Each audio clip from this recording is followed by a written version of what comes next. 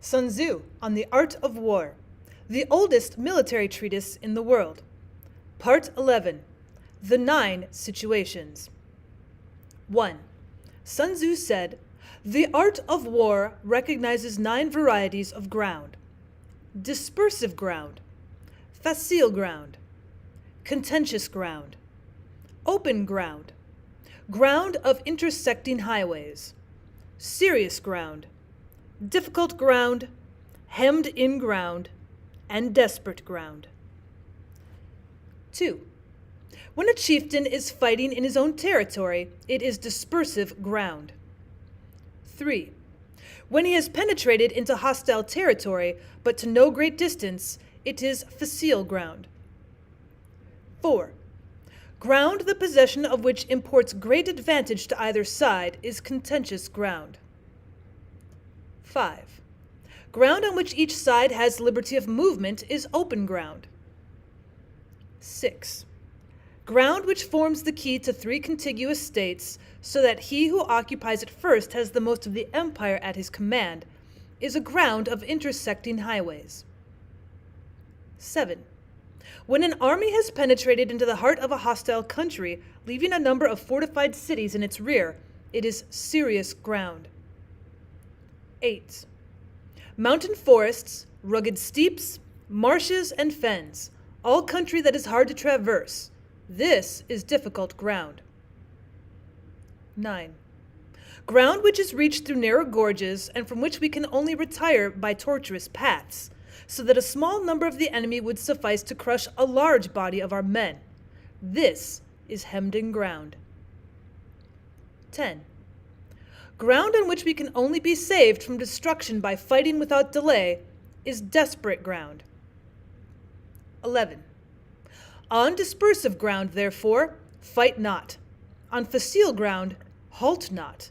On contentious ground, attack not. 12. On open ground, do not try to block the enemy's way. On the ground of intersecting highways, join hands with your allies. 13. On serious ground, gather in plunder. In difficult ground, keep steadily on the march. 14. On hemmed-in ground, resort to stratagem. On desperate ground, fight. 15. Those who were called skillful leaders of old knew how to drive a wedge between the enemy's front and rear, to prevent cooperation between his large and small divisions, to hinder the good troops from rescuing the bad, the officers from rallying their men. 16. When the enemy's men were united, they managed to keep them in disorder. 17. When it was to their advantage, they made a forward move. When otherwise, they stopped still. 18. If asked how to cope with a great host of the enemy, in orderly array and on the point of marching to the attack, I should say, begin by seizing something which your opponent holds dear. Then he will be amenable to your will. 19. Rapidity is the essence of war. Take advantage of the enemy's unreadiness. Make your way by unexpected routes, and attack unguarded spots. 20. The following are the principles to be observed by an invading force. The further you penetrate into a country, the greater will be the solidarity of your troops, and thus the defenders will not prevail against you. 21. Make forays in fertile country in order to supply your army with food. 22. Carefully study the well-being of your men, and do not overtax them. Concentrate your energy and hoard your strength. Keep your army continually on the move and devise unfathomable plans. 23. Throw your soldiers into positions whence there is no escape, and they will prefer death to flight. If they will face death, there is nothing they may not achieve. Officers and men alike will put forth their uttermost strength. 24. Soldiers, when in desperate straits, lose the sense of fear. If there is no place of refuge, they will stand firm. If they are in hostile country, they will show a stubborn front. If there is no help for it, they will fight hard. 25. Thus, without waiting to be marshaled, the soldiers will be constantly on the qui-vive. Without waiting to be asked, they will do your will. Without restrictions, they will be faithful. Without giving orders, they can be trusted. 26. Prohibit the taking of omens and do away with superstitious doubts. Then, until death itself comes, no calamity need be feared. 27. If our soldiers are not overburdened with money, it is not because they have a distaste for riches. If their lives are not unduly long, it is not because they are disinclined to longevity. 28. On the day they are ordered out to battle, your soldiers may weep, those sitting up bedewing their garments, and those lying down letting the tears run down their cheeks. But let them once be brought to bay, and they will display the courage of a Chu or a Kwe. 29. The skillful tactician may be likened to the Shuazhan. Now the Shuazhan is a snake that is found in the Chuang Mountains. Strike at its head, and you will be attacked by its tail. Strike at its tail, and you will be attacked by its head. Strike at its middle, and you will be attacked by head and tail both. 30. Asked if an army can be made to imitate the Shuazhan, I would answer, yes. For the men of Wu and the men of Yue are enemies. Yet if they're crossing a river in the same boat and are caught by a storm, they will come to each other's assistance, just as the left hand helps the right. 31.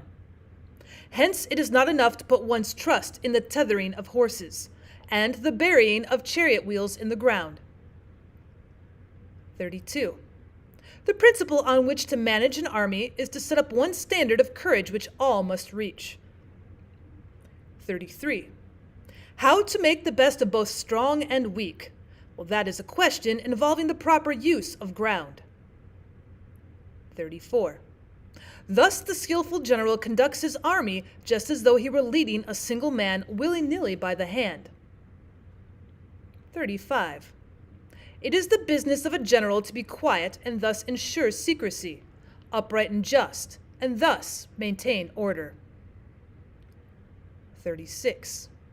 He must be able to mystify his officers and men by false reports and appearances and thus keep them in total ignorance. 37. By altering his arrangements and changing his plans, he keeps the enemy without definite knowledge.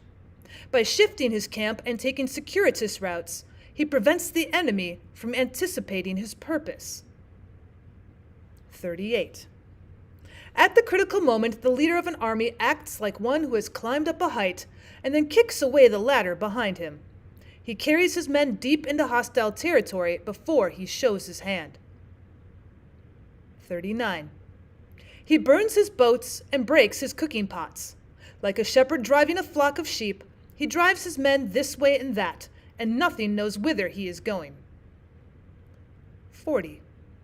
To muster his host and to bring it into danger, this may be termed the business of the general. 41.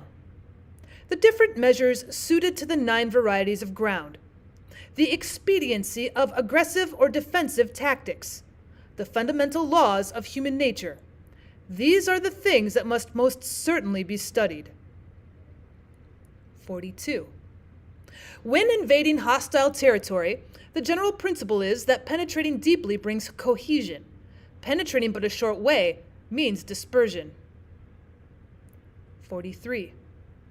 When you leave your own country behind and take your army across neighborhood territory, you find yourself on critical ground. When there are means of communication on all 4 sides, the ground is one of intersecting highways. 44. When you penetrate deeply into a country, it is serious ground. When you penetrate but a little way, it is facile ground. 45. When you have the enemy's strongholds on your rear and narrow passes in front, it is hemmed-in ground. When there is no place of refuge at all, it is desperate ground. 46. Therefore, on dispersive ground, I would inspire my men with unity of purpose. On facile ground, I would see that there is close connection between all parts of my army. 47. On contentious ground, I would hurry up my rear. 48.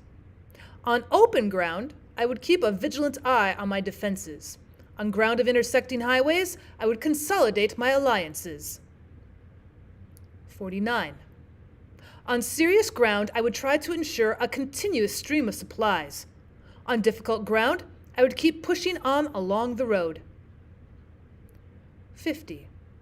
On hemmed-in ground, I would block any way of retreat.